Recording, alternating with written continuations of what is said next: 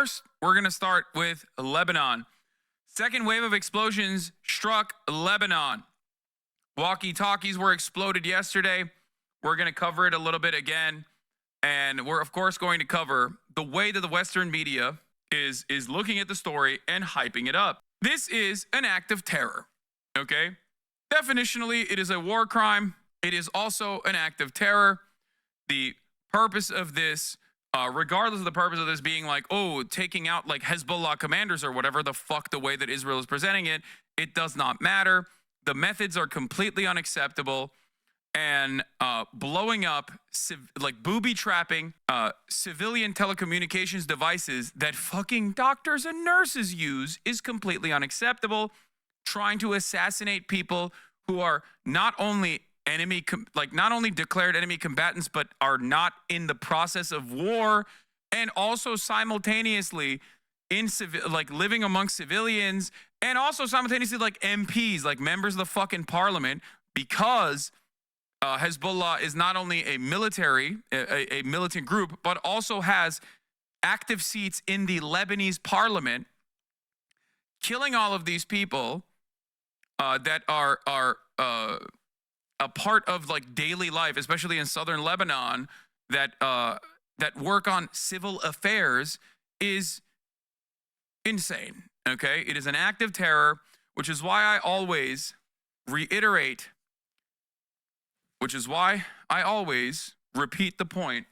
If Hezbollah did this to members of the Knesset and Israeli occupying force members, okay, who are not in Gaza, who are not in the fucking West Bank, who are not operating in a military capacity, who are simply at home, who are simply at their fucking markets, at their grocery stores, okay, who are tucking their kids in. If Hezbollah somehow was able to like secure the telecommunications devices and like explode them in a similar manner, the entire world would consider it an act of terror that is unconscionable and completely unjustifiable. Okay? That's it. And every single person that wants to defend Israel also recognizes that reality as well. Now, of course, there is no role reversal.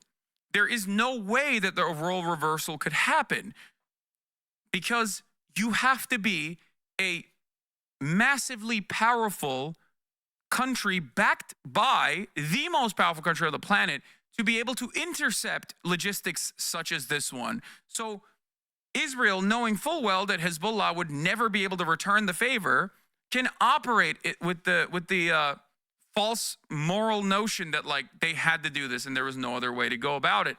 And for those of you who ask, what can you do? What could be done in this situation? Like, do you not want to fight against Hezbollah? Like, they're bombing northern Israel. Like, what do you mean? The answer is simple, and it's the exact same for the Ansar Allah movement, the Houthis as well. Okay, stop the genocide. That's it.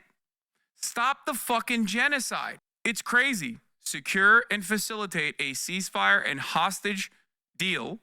Stop the fucking genocide and start doing diplomacy. But of course, that is not allowed. That is not even a consideration. Israeli drones are doing, an Israeli drone with loudspeakers are circulating over the Nabatea area in South Lebanon and broadcasting in Arabic. Sayyid Hasan Nasrallah wishes you more destruction and displacement.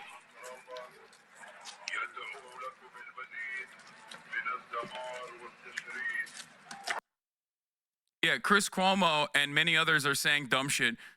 Why don't you mention that pages were on members of a terrorist organization that is committed to destroying Israel? Would you have been defending Al-Qaeda when America was lighting them up in Iraq? What did a 9-year-old girl who was killed do to deserve that, Chris? Insinuating that anyone who questions how operations unfold, including civilian casualties, is siding with the terrorists, is a deeply ugly rearing of our past. Would you cheerlead going back into Afghanistan? For the record, yes, Chris Cuomo would cheerlead going back into Afghanistan. That is precisely what he's doing here. Where's proof of a 9-year-old dying? What? Dog, there was a fucking funeral. What are you talking about? You think they're just like faking it? Do you think Lebanon is not like a normal... Dude, this is right here. This is just straightforward. Like, Arabs are just incapable of ever being real victims and humans. I didn't see it, bro. I mean, there you go. A 9-year-old girl killed in pager attack is mourned in Lebanon. Fatima Abdullah was a 4th grader. There is a harrowing accounting of how she was assassinated by the state of Israel. Pager starts beeping. She picks it up. It's in the kitchen. As she's in the process of delivering it to her dad, her fucking head explodes. Okay? The pager explodes her head. Blood splatters across the walls. That is how it was recounted in Al Jazeera. If you wanted to know, her parents said she was studying to learn English. There was also an 11-year-old boy that also died on the first day. That's been the conversation within Zionist circles. Pallywood, thanks, I just got here. Yeah. Fatima was in the kitchen on Tuesday when a pager on the table began to beep. Her aunt said she picked up the device to bring it to her father and was holding it when it exploded, mangling her face and leaving the room covered in blood, she said. Fatima was trying to take courses in English. Miss Moussaoui said she loved English. Just like a James Bond movie, dude. You know? Yeah. This is why I said, yeah, you see this kind of stuff in James Bond movies, except it's the villains that do this kind of shit. It's not the fucking heroes that do this kind of shit. Obviously, it's a movie, who gives a fuck? But you have to understand, like, in the black-white moral dynamic that you express in American media, in movies, no fucking hero is doing this shit. It's always villains that do this shit. This is objectively an act of terror, and it is also a war crime. That's it. You don't want to recognize it? It's fine. Zionist former friend of mine repeated the same thing, said it was fake and all, but calling the New York Times a Hezbollah outlet utterly unhinged. Here's a GOP congresswoman joking about the pagers, by the way. With the pagers and have the Walkie Talkies? They killed an 8-year-old and an 11-year-old. Huh? She asked if we have our pagers on you. Why do you want them to explode? Is that what you're insinuating? Yeah, are you threatening us? They killed an 8-year-old and an 11-year-old yesterday. I don't think murder and death is a laughing matter, man. Animals, dude. That's it. Animals. You find it amusing, though, huh? People in Lebanon have been interviewed on this process, and they literally are terrified of using their regular household items. That's terror. That is the purpose of terrorism. Okay? People in Lebanon, regular old people, regular everyday fucking people, are terrified of using their household appliances out of fear that Israel might have fucking put a bomb in them. Okay?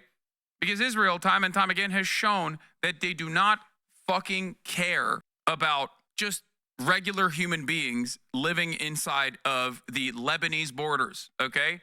Which is crazy because, like, half of the people, like, out of the people that died, they try to make this seem as though this is like a masterful gambit, a successful strike against Hezbollah, not recognizing that they fucking blew up a shit ton of civilians, both members of the parliament, and also even like fucking 2 of the people that died were like healthcare people, because you have 2 children, 2 medical professionals. You have no way of ensuring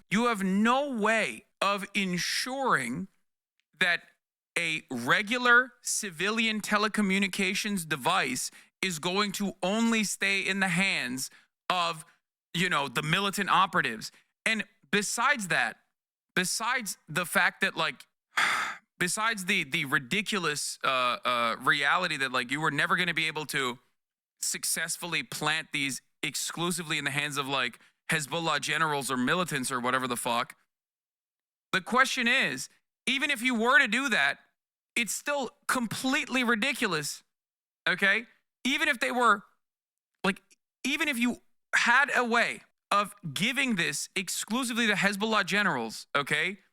Hezbollah generals, when they are around their, families, living inside of their own state, okay? Doing something like this still constitutes a war crime. These are not soldiers in combat. There are rules for war. You also have to understand something. Beirut blast, Lebanon rocked by wave of handheld radio blasts as solar energy systems explode. Israel's defense minister declared a new phase of the war. I've heard, I didn't see any like confirmed reports of the solar panels blowing up. What is crazy, unless you're Israel or Russia, no, that's not correct at all. Russia does not, under international rules and laws, get away with it. The only way that they get away with it is because they do not abide by those standards, and they are outside of the periphery. Okay, they're outside of the realm of influence of the West. Israel gets to do this. Israel gets to do Russia shit and still be firmly planted in the heart of the international rule-based order. Emma Vigeland is correct. If any military or militant group in a Muslim majority country detonated bombs in a synchronized manner across civilian areas, killing dozens and injuring thousands, the New York Times would accurately call it as a terrorist attack. For Israel, it's a display of technical might. That's a lib take, fam. What is a lib take? It's not a lib take at all. What are we talking about, dude? If you hate the USA so much, why not move to Lebanon? I love people that think that this is like a solid ass threat to make. Okay? Yeah, dude, totally. I got it. Like in the eve of this like massive fucking act of terror. Yeah, why don't you move to Lebanon if you hate the USA so much? Here's the beautiful part about this, okay? I'm an American citizen and I live here, and you have to fucking deal with that, okay? You goddamn loser. You have to deal with that every fucking day. Never heard that one before. Why don't you leave? If you don't like it, leave. The funny thing is, if you don't like it, why don't you leave, okay, was almost exclusive to the Steven Crowders of the world. But nowadays, with where the Democratic Party is, I can't even tell if that guy is just a fucking right-wing hog, you know?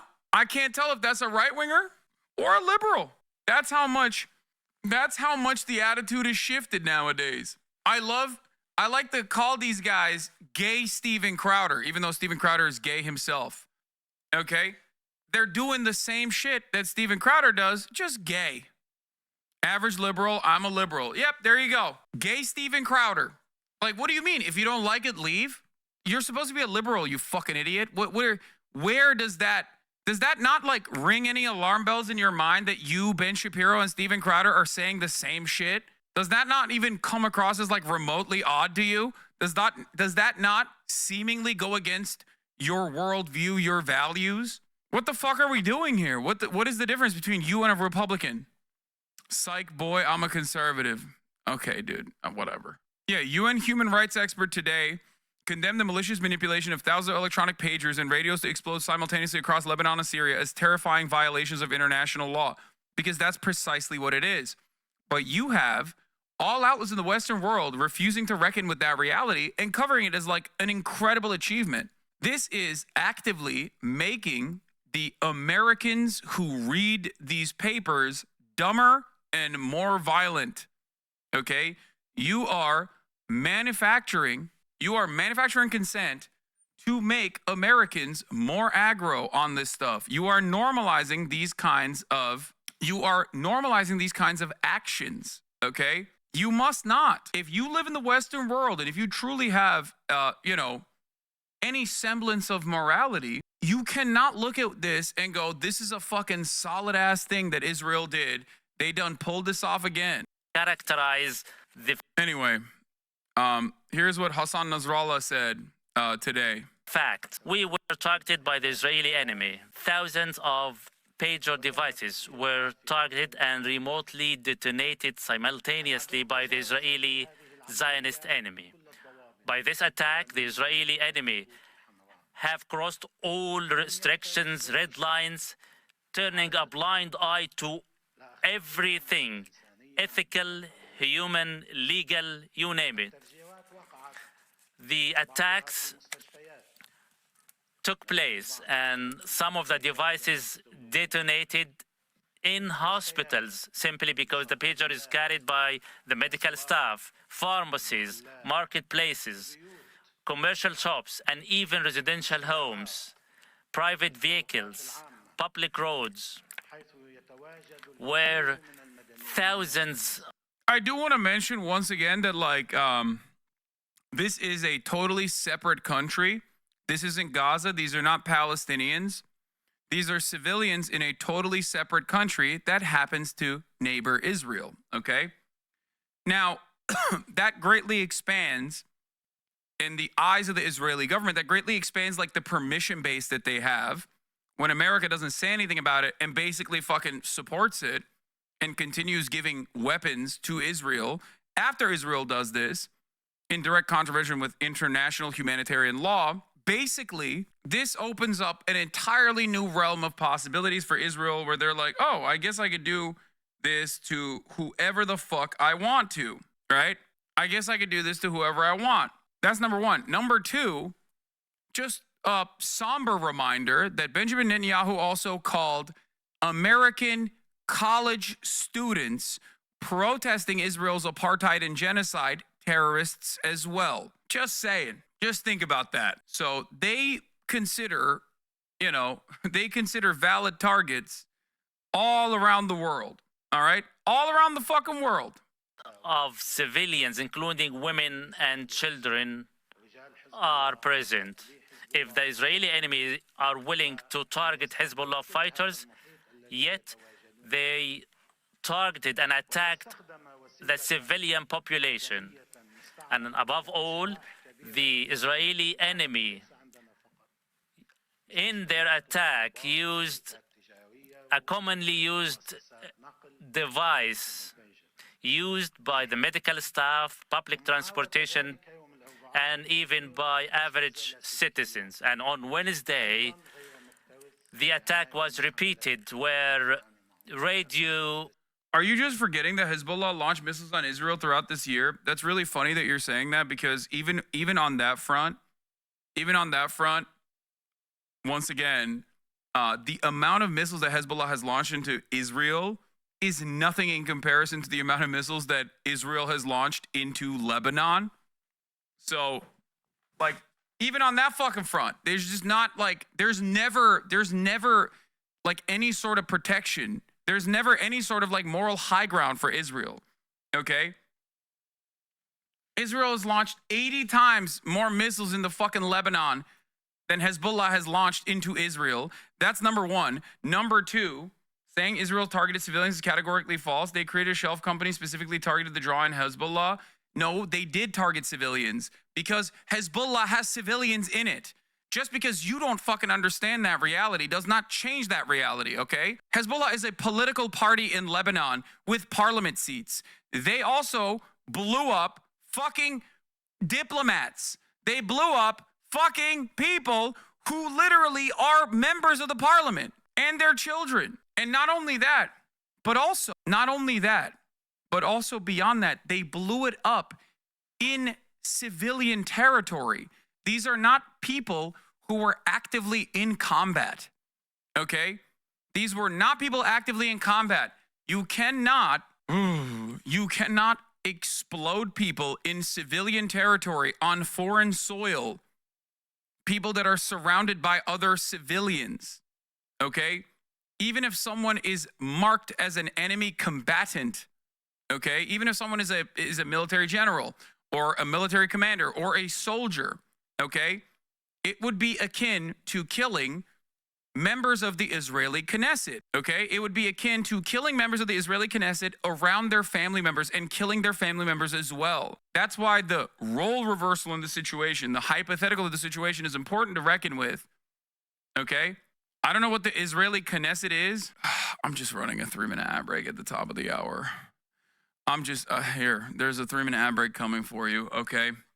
Just worry about that and how you're going to avoid it by subscribing for $6 or for free with the Twitch Prime. Here's a 3-minute ad break now. This is how consent is manufactured. People don't know that Hezbollah has political operatives that are that simply only work on civil governance and civil affairs.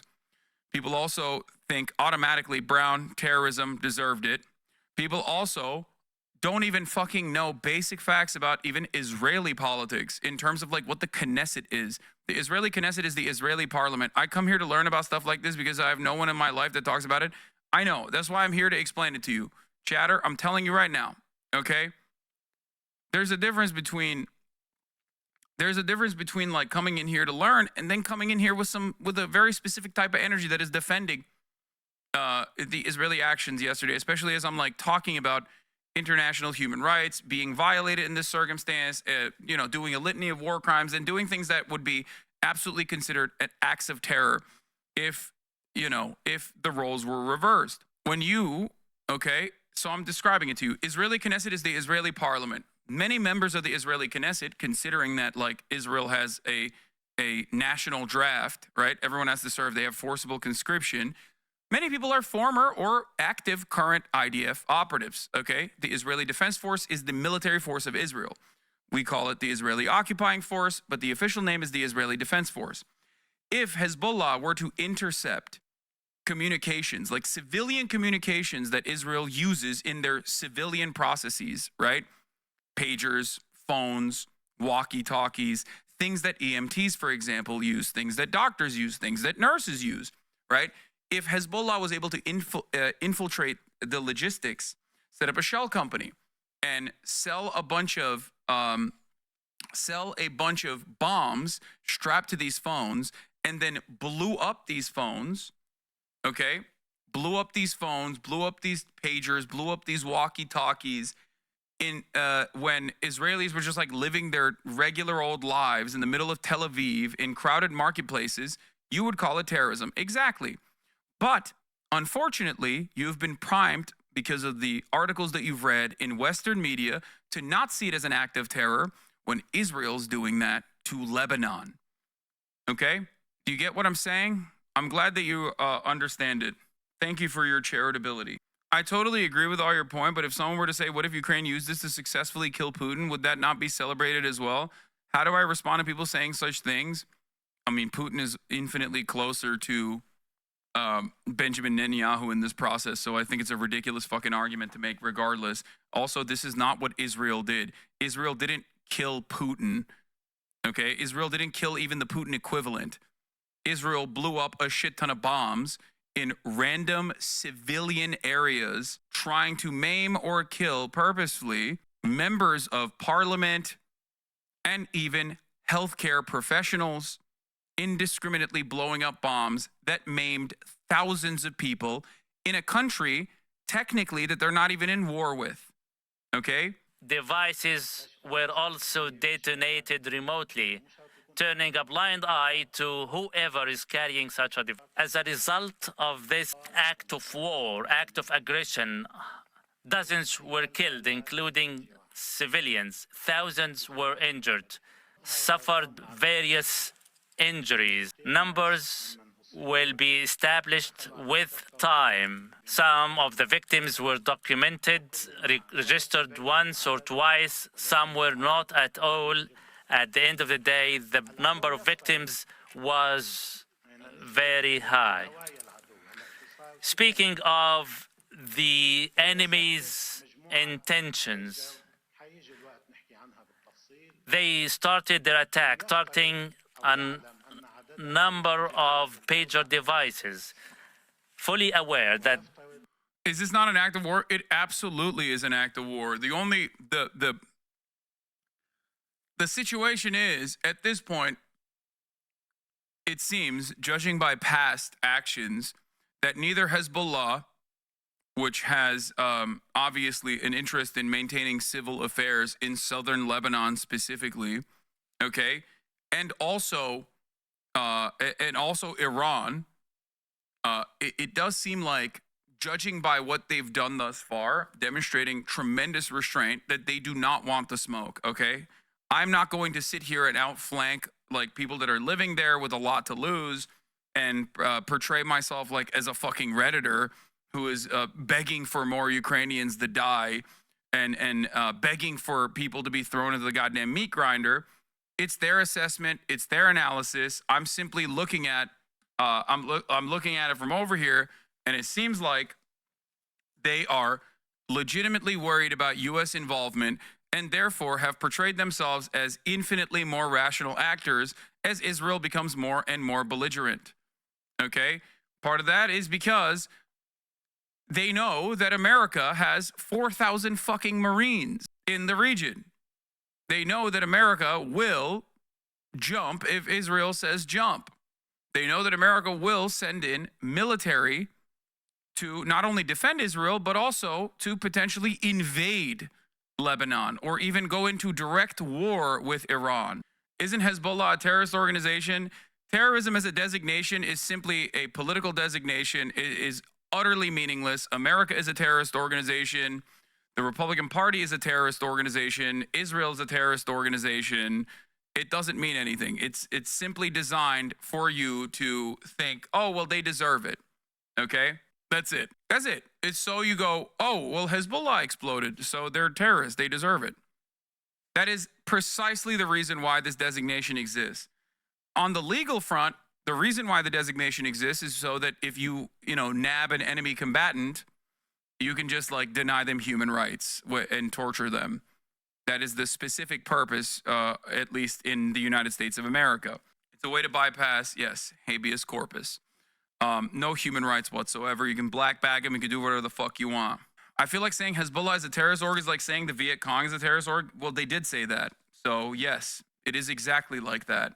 Yes. And also, it's like saying the ANC is a terrorist organization. Nelson Mandela was on the terror watch list until 2008. Anyway, yeah, the IRA is a terrorist organization. Black Panthers were a terrorist organization. It is whoever is in the crosshairs of American empire.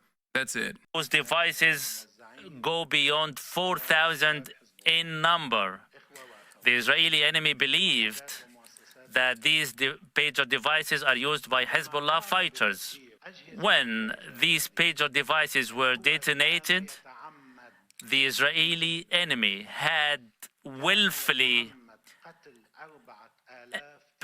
purposefully, with formed design, willed to kill 4,000 people simultaneously at the same time. Regardless of the number of who could have been also killed within the vicinity of the targeted devices. This was the willful, purposeful intention of the enemy, criminal intention. The same is repeated on the second day, willfully aimed to kill thousands to the Israeli. This massacre can be added to the decades of massacres in our region by the cancerous entity. It is an act of war. It is a declaration of war. The enemy tried to kill 5,000 of our people. Much of it was foiled. We have launched several committees to investigate how the attack occurred. How we are to some degree realistic. This was a big blow to our security and humanity. This was an unprecedented hard blow. Nasrallah lays out what he sees as an objective of Israel's attacks, to separate the two fronts of the war and to bring Hezbollah to surrender.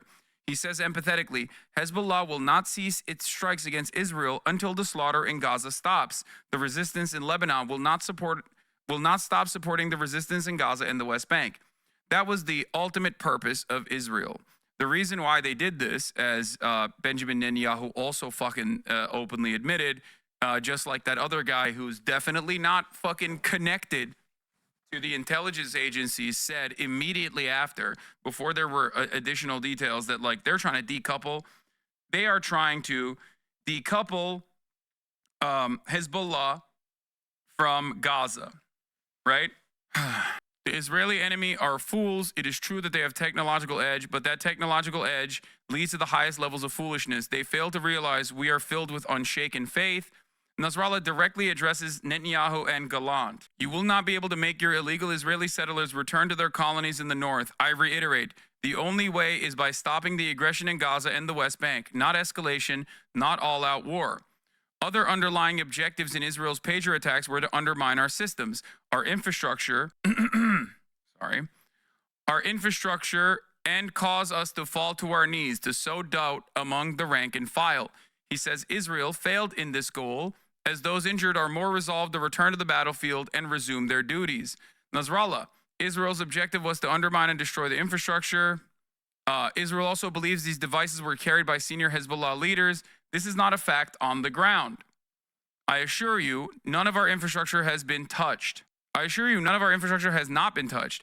I assure you, our infrastructure is robust, mighty, integrated, coherent, and cannot be shaken by any such attack. Nasrallah challenges Israel's idea of creating security for itself by pushing Hezbollah out of Lebanon's south. We will continue to target Israel's north. The security buffer zone will turn into a trap, an inferno for your army. If you have doubts, go ahead and try. Basically saying, go ahead, come invade Lebanon and see what happens. I mean, history has shown what has happened. they did do this before, and it didn't produce positive results for Israel at all. So it's understandable that he is reiterating this position. Like I've said before, I don't see a way out of this unless America intervenes and stops Israel. AP, Qassem Qasir, a Lebanese analyst close to Hezbollah, said the detonating devices actually struck mostly civilian workers within the group and non-military security officials, which has allowed it to contain the impacts of its war effort. Analysts say the attacks were not a crippling blow. Nasrallah acknowledged that they were a severe blow, but vowed would emerge stronger than before. Hezbollah continued to launch rockets over the border Wednesday and Thursday, including one that killed 2 Israeli soldiers. Israel also, this is, for the record, Israel routinely does this, okay? They did this in Gaza. They'll go, oh, we've overtaken Khan Yunis. Oh, we've overtaken this area. We've overtaken that area. We have completely successfully dismantled Hamas in North Gaza. And then what happens? A week later, an entire fucking battalion gets murked, okay? So you didn't do that. So you just lied. All you did was reduce North Gaza into rubble and kill a shit ton of civilians. You didn't even fucking touch Hamas. And they're doing this exact same thing now in Lebanon. They have one fucking speed, dude. They have one speed. They have one move.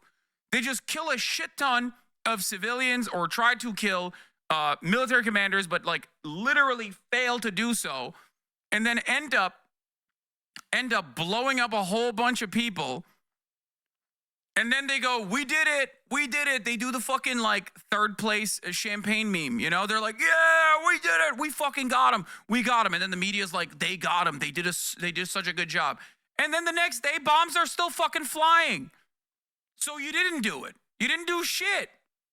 You did not achieve a strategic military goal here at all. All you did was terrify the Lebanese people and probably galvanize and embolden Hezbollah.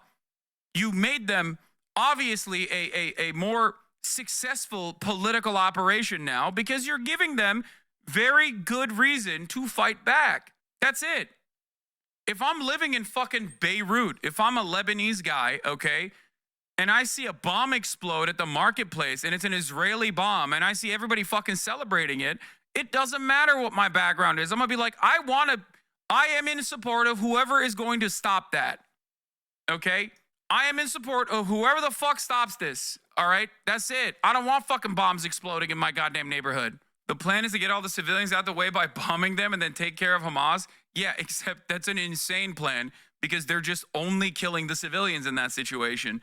Every now and then, maybe you kill a couple fucking militants, but you're mostly just killing civilians, overwhelmingly killing women and children and the elderly, which is precisely what they've done. Pure evil. Analysts said Hezbollah will be able to regroup militarily and find communication workarounds. Detonating devices hit workers in Hezbollah civilian institutions, including healthcare, media operations, and fighters, dealing blow to groups' operations beyond battlefield. There you go. You blew up the fucking eyeballs of the dude that's doing like Hezbollah edits on Twitter, okay? That's who you did. That's who you fucking blew up. Good job.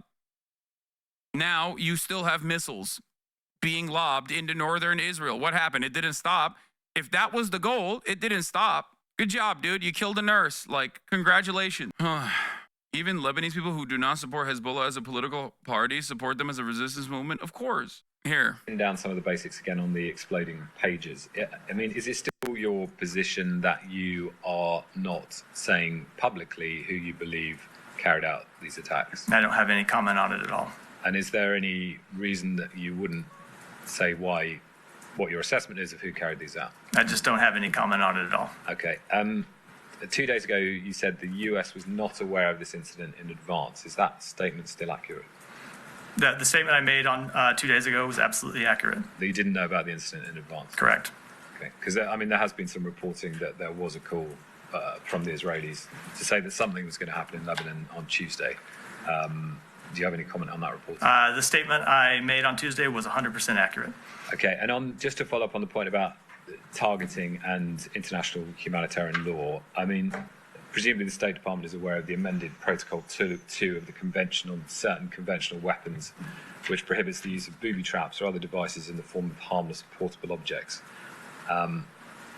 Is that something you're taking into account when you're assessing and gathering information on this? So we take into account all of the relevant provisions of international humanitarian law when it assesses, when we assess incidents of this type and other incidents throughout this conflict. I don't pronounce judgment on those from this podium, but those are the types of things that we look at. Yes, absolutely. And given, just to reiterate the point, thousands of explosions, 2 children killed.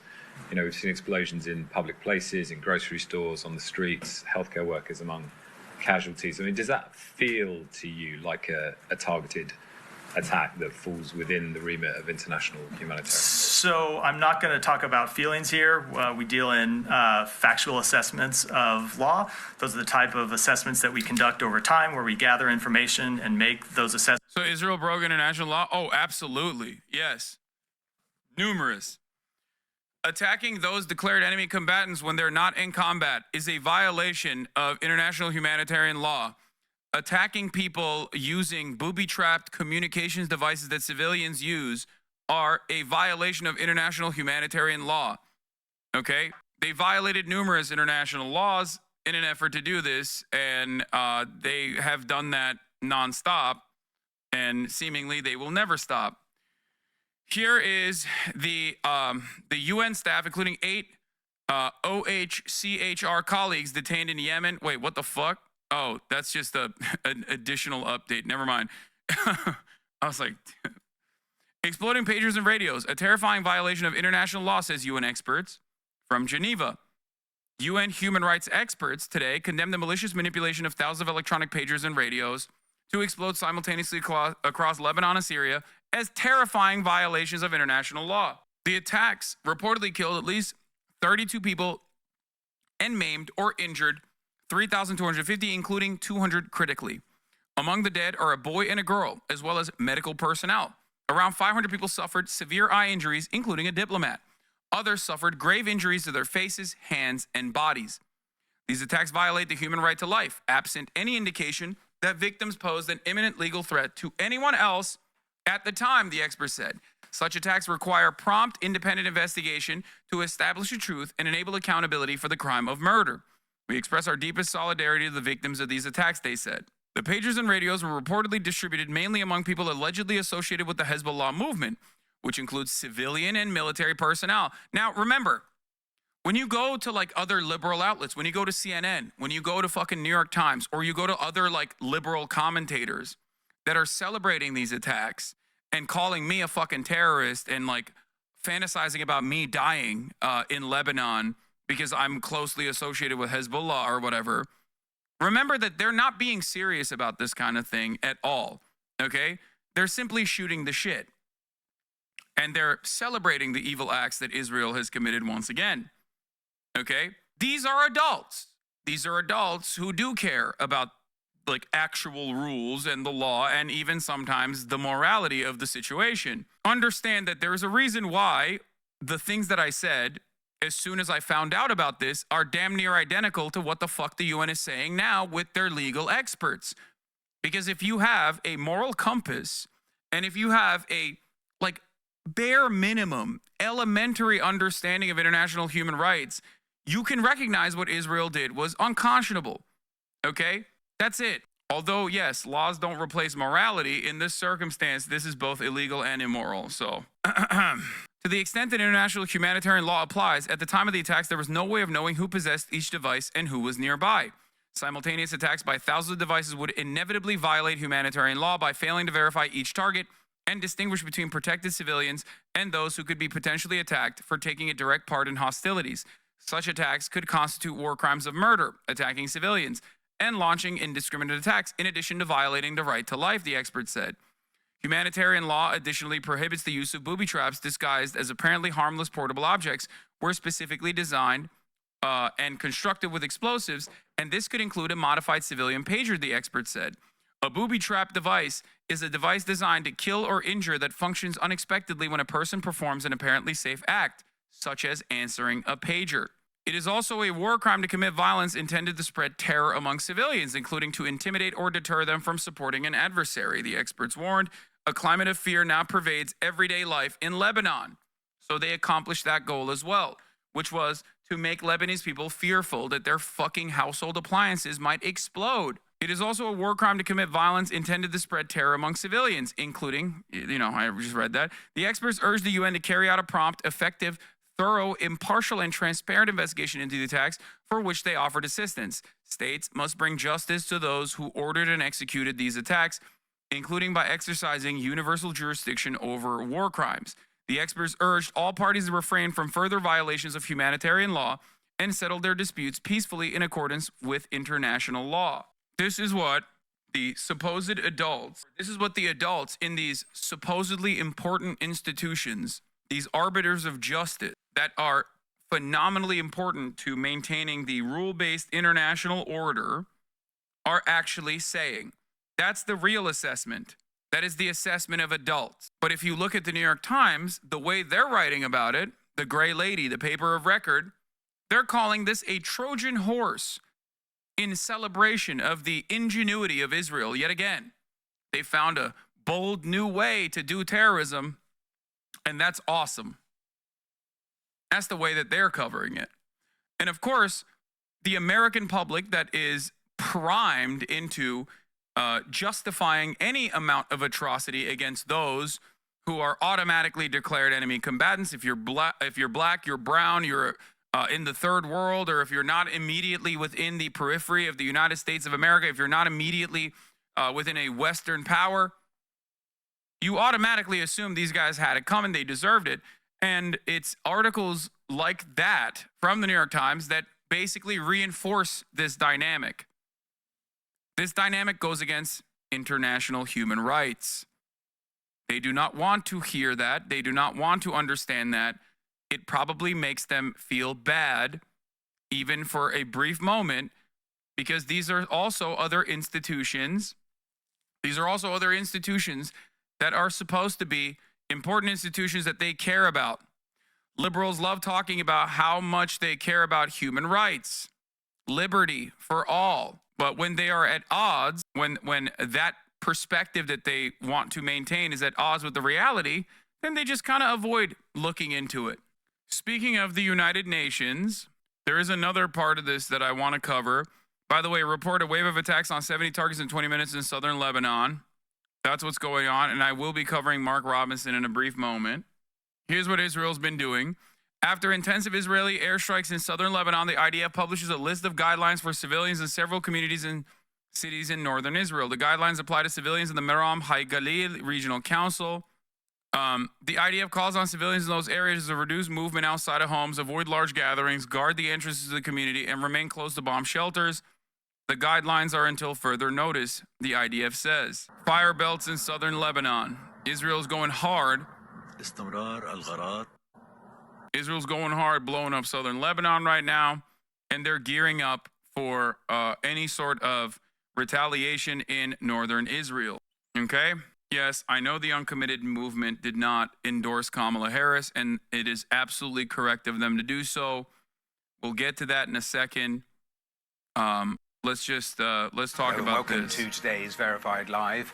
The Hezbollah leader Hassan Nasrallah has given his first public response to 2 days of attacks in Lebanon using sabotage communication devices. He described the attacks as an unprecedented blow to the Iran-backed militant group, but vowed to continue to fight Israel. The number of people killed by exploding pagers and walkie talkies has risen to 37, with over 3,000 people wounded. The Hezbollah leader said the operation crossed all red lines. Thousands of pages with. Can you answer my question? How do they do this from all buying the same pages and shit? They either intercepted a shipment of pagers that they suspected was going to Hezbollah, or they set up a shell corporation in Hungary that was operating under the banner of a Taiwanese corporation that it's more likely that they intercepted the shipments. Targeted by the Israeli enemy and detonated at the same time. With this operation, the enemy crossed all rules, laws and red lines. It didn't care about anything at all. Not morally, not humanely, not legally. Well, let's go live to Beirut, live to our correspondent Hugo Bachega. Hugo, you listened to the entirety of that. Give me your analysis. Yeah, I think it was very interesting that he acknowledged that this was a massive security blow, unprecedented in the history of Hezbollah. And as expected, he promised a harsh punishment, but he didn't give any indication of how this response is going to be. But I think it was also interesting that there was no change in Hezbollah's position. Again, the indication is that Hezbollah is not interested in an escalation in this conflict with Israel. We've seen that for almost a year, Hezbollah has been attacking positions in northern Israel, saying that this is in solidarity with Palestinians in Gaza. Hassan Nasrallah again said that this campaign, these attacks are going to continue unless there is a ceasefire in Gaza. So this has been the main hope here to de-escalate these tensions between Israel and Hezbollah, and those negotiations for a ceasefire in Gaza have been unable to reach a deal. Hassan Nasrallah also reflected on those decisions that have been taken by the Israeli authorities to add the return of those residents who've been displaced from communities in northern Israel as one of the war goals. He said that these attempts by Israel will not succeed, and again that these attacks by Hezbollah are going to continue. So no clear indication of what Hezbollah is going to do. Again, as expected, some harsh words against Israel, saying that these attacks that happened here in Lebanon amounted to a declaration. By the way, there's like there were journalists at the fucking funeral where the Walkie Talkies exploded. Like, they were like Western journalists. So you're not even fucking safe. Like, technically, if you are anywhere where Israel has like set his sights on, set his crosshairs on, you were just not safe. This was a good take that I saw on Twitter. Why do so many health workers have Hezbollah pagers? Because Hezbollah pager isn't a real thing. Because that's what happens when supply chains are contaminated. Just because the propaganda needs you to be very stupid to believe it doesn't mean you're obligated to become that stupid. Please open your fucking eyes and open your minds a little bit. This is exactly the same fucking principle that I saw when like the Nord Stream pipeline exploded, and then the media was like, Russia did it to itself. And it literally made no sense, okay? It just made no fucking sense, but the media still said it. And there were plenty of people who also repeated those talking points without even fucking thinking about it. You have no, like, once you intercept shipments of civilian communications devices, you have no way of fully knowing that those devices that are contaminated with explosives is going to be in the hands of civilians or people that you have considered your enemy, okay? It does not work that way. Oh, political parties and armed groups who don't like or who you don't like or whatever, don't buy their supplies in big Looney Tunes box stamps, Bad Guys Inc. Does nobody understand how organizations source supplies? Has nobody ever had a job? Whether or not you're a big fan of Hezbollah ideologically or do not give them critical support in various political and armed actions is utterly immaterial here. You do not send weaponized electronics into the supply chain. Freak shit. The U.S. did this in Afghanistan. They had no idea what they were doing there, so they started arresting any Afghani wearing a Casio watch and waterboarding them in Guantanamo until they gave up info. I wish I was joking. I didn't know that. It's like poisoning a water supply. There's no guarantee who you'll kill. Like what currently happened in the West Bank. Yeah, Israel gets to do that too, though. Hey. Enough. Let's continue. Of war, he said it was a massacre, and again, reflecting on the suffering of the population here over the last 2 days.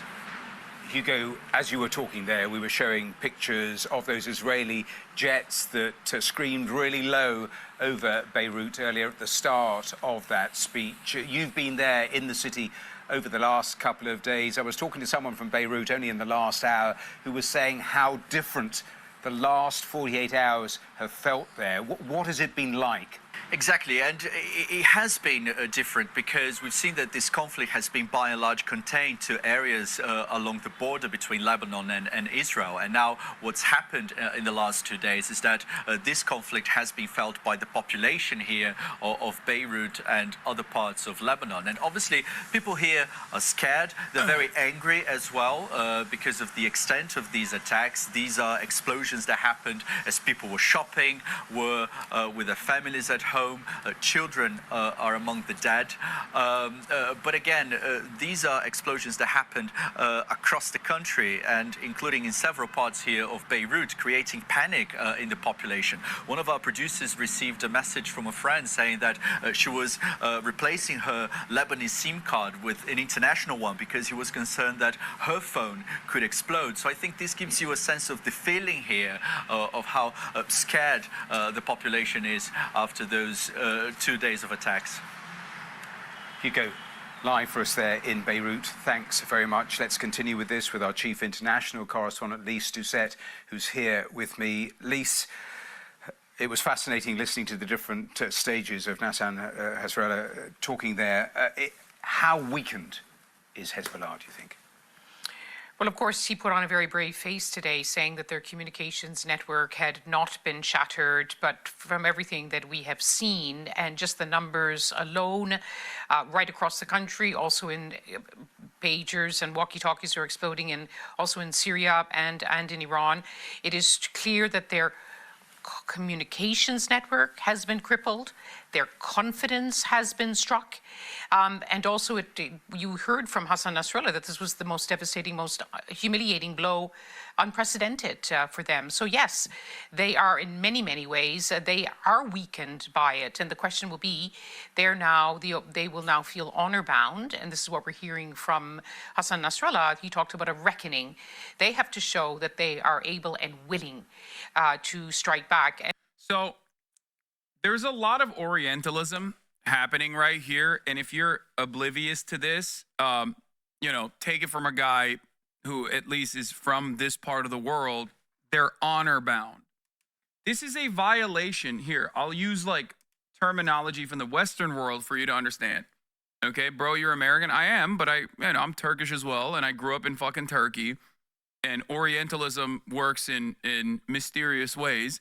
Right here, when she says they are honor bound, that they're humiliated, she is not talking about this as though this is a sovereign nation whose national sovereignty has been fucking violated, and that they have, under international law, okay, an obligation and a right to respond and retaliate, okay? Oh, they're just like, barbarians who are honor bound to basically fucking retaliate that because they're humiliated and scared and worried. And not that this is a political organization and a political movement that also has facets in like civil governance that would be understandably frustrated by the sovereignty of their nation being violated by their southern neighbors. Okay? It's ridiculous. And some of our colleagues who follow his statements really, really closely are saying that what's different in this speech this time, we've had many defiant speeches from Hassan Nasrallah since the events of October the 7th and throughout this rising tension along that Lebanese-Israeli border, that he always says when they're struck in the aftermath, we reserve the right to respond at an appropriate time and place.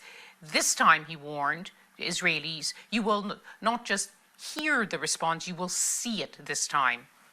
Well, that's interesting, and interesting that you pick out those words. What do you make of Israel's strategy, the sorts of decisions that have been made over the last 3 days, adding a new war aim, we saw that Sunday night, then talking about a new phase of the war, then moving troops to the north of Israel? Yes, there's been a steady drumbeat, isn't there? The eve of this what has to be called a mass casualty attack, even though Israel says it has pinpointed, as you've been reporting, we've been reporting ever since they happened, it was very indiscriminate. They went off in markets and fathers' hands when their children were close by. Well, just before that, Prime Minister Netanyahu and the Security Cabinet added to their war aims the return of 60,000 Israelis from the communities along the Lebanon border, returning to their homes. They have been living as displaced people ever since these tensions started rising in in October. Then we had the pager count. Whether that was coincidence or not, there's a growing view, Matthew, and I'm sure you've reflected it on the program, that it was a kind of a use it or lose it moment, that some Hezbollah operatives understood that something was wrong with the system.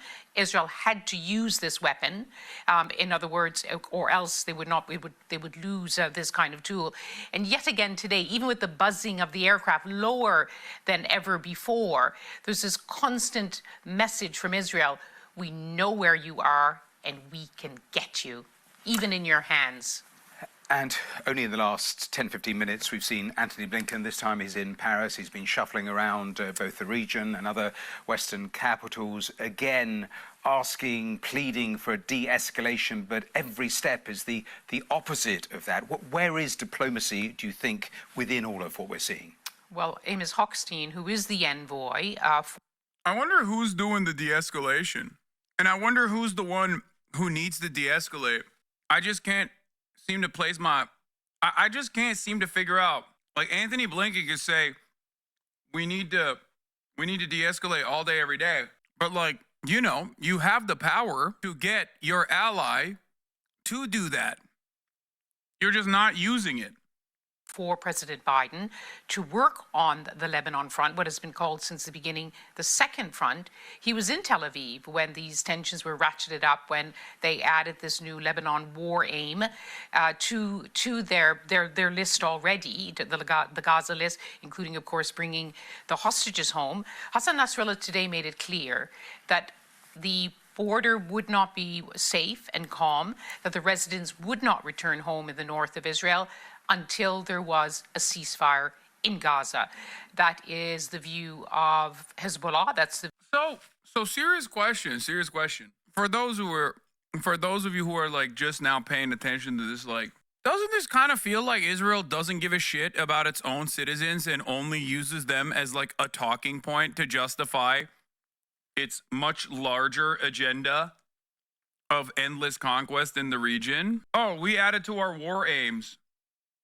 Oh, the 60,000 Israelis that used to live in northern Israel, they can no longer live in their homes. Bro, the more this continues, the more people feel less safe in fucking Tel Aviv and shit, the more they're just gonna leave Israel. And if you have the opportunity to live in fucking Israel or live in Paris, if you have the opportunity to live in Israel or live in fucking America, eventually you're gonna be like, yeah, fuck this shit. I'm gonna live in America. This sucks. And when that happens, it's Jover. And it's already happening. Okay? I don't think Israel, even from their own personal aims, their own personal ambitions, recognizes that reality. It's like, dude, if you fucking, you know, if you'd rather live in like Boca Raton or Brooklyn or Long Island or fucking Israel, where you might get fucking struck with an Ansar Allah hypersonic missile, yeah, I think you would probably choose Boca Raton. So they're cooking their own political aims of like settling all the lands in the region, because the reality is the Haredi population, no matter how much they fuck, there's not going to be enough. Okay? There's not going to be enough like psychopathic, rabid, far right settlers to resettle all of this area. Okay? It's just not going to work. You're going to run out of people. That's it. Of Iran, the only way to end this violence is to end the Gaza war. And yes, Antony Blinken is continuing to shuttle, he went to Cairo to talk to the Egyptians, who played a leading role. And there's a new proposal on the table. It doesn't seem as though it's one that can be acceptable to Sinwar, from everything we know about this most militant, the most even Hamas people describe him as the most violent in a violent organization, that he would not want to leave the Gaza Strip. But that offer is now being put on the table, it seems, from the reports that we've seen, that in exchange for releasing all of the hostages, that there would be so-called safe passage for Sinwar and other Hamas leaders to leave Gaza. But there are many who are saying that's just not the ilk of Sinwar. They're not going to leave. I was talking about Antony Blinken and the message around Lebanon and de-escalation. It's worth just playing. That's such a funny negotiation method. It's hilarious because it's like, first of all, why the fuck would Yahya Sinwar take that deal? Obviously, you're going to murk him after he fucking runs away from Gaza. So even on the self-preservation front, it doesn't make a lot of sense. But also, he would not take that deal anyway because, I mean, this is just a straight up propaganda deal, okay? It's a fake fucking point that they're making. Because if they ever bit on that, the Hamas side ever bit on that, they could be like, see, they don't care about the Gaza civilians that we are killing. That's it. Like I think they mistake the enemy's ambitions. Okay? I think they personally misunderstand. If they are being genuine, and this is not simply like a cynical propaganda fake line that they're dropping in there to be like, see, these guys don't care about Palestine at all. They just care about themselves. Ultimately, even if they were not being cynical, but they were being sincere with this offer, then they're mistaking their own ambitions with the enemy's ambitions. Okay? It's a case of pure projection. What do I mean by this? It's like you're assuming that this guy and all of the Palestinian resistance has no interest in genuinely freeing Palestine, and they just care about themselves. A similar thing happened with Yasser Arafat, right? Who originally was very popular amongst the Palestinians, and then by the end of the negotiations process was very unpopular. But one of the last lines offered to Yasser Arafat was Bill Clinton being like, I'll make a sick-ass mansion for you. Like, I'll give you a dope-ass mansion that is, overlooking, I think it was like overlooking fucking Jerusalem, but you have to give Jerusalem to Israel. That was like one of the conditions that he tried to bargain with. And Yasser Arafat was like, yeah, that's great. Thank you for the mansion, but like, they'll just execute me in that nice home, That right there is a mistake. You're just assuming that like he also is a schemer in the same ways that you are. Like trying to bribe the leaders of the Palestinian resistance movement like this can be successful in certain instances. I get why you would try to do that for Yasser Arafat, but I don't think Yahya Sinwar is thinking about it from the same perspective. It also is in line with the we are going to militarily defeat Hamas ass argument.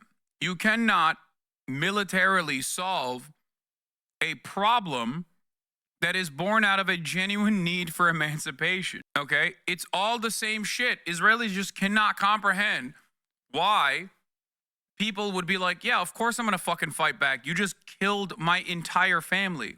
Playing that clip in the next few seconds.